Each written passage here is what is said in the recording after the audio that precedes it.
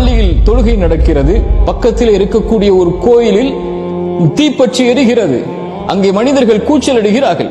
இங்கே தொழுகையா அந்த மனிதர்களுக்கு உதவி செய்தலா? இஸ்லாம் சொல்லுகிறது, இந்த நேரத்தில் நீ செய்ய வேண்டியது அந்த மனிதர்களுக்கு சென்று உதவி செய், இதைவிட அது மேலானது. இப்போது அதைத்தான் அல்லாஹ்வுடைய தூதர் ஸல்லல்லாஹு அலைஹி வஸல்லம் சொன்னார்கள். அல்லாஹ் ரப்புல் ஆலமீன் மனிதர்களில் யாரை அல்லாஹ் நேசிக்கிறான்? மனிதர்களுக்கு பலனுள்ளவனாக வாழக்கூடியவர்களை. சுப்ஹானல்லாஹ்.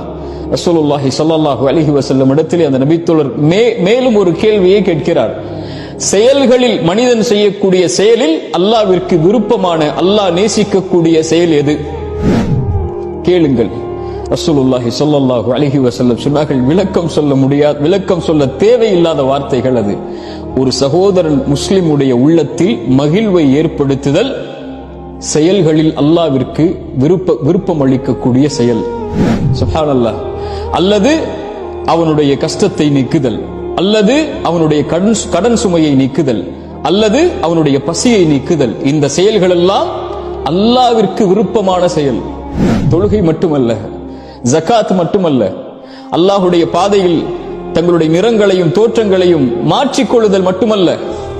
சுப்ஹானல்லாஹ். ரசூலுல்லாஹி ஸல்லல்லாஹு அலைஹி வஸல்லம் மேலும் சொன்னார்கள், ஒரு அடியான் தன்னுடைய தேவைக்காக இருக்கும்போது அவனுடைய தேவையை நிறைவேற்றுவதற்காக அவனோடு நடந்து சென்றால், ரசூலுல்லாஹ் சொன்னார்கள், மஸ்ஜிது நபவி மதீனாவில் இருக்கக்கூடிய அந்த பள்ளிவாசலை கை காட்டி, இந்த பள்ளிவாசலில் 30 நாட்கள் இஅ்திகாஃப் இருப்பதை விட, பள்ளியில் அமர்ந்து வணக்க வழிபாடுகள் செய்வதை விட இது மேலானது.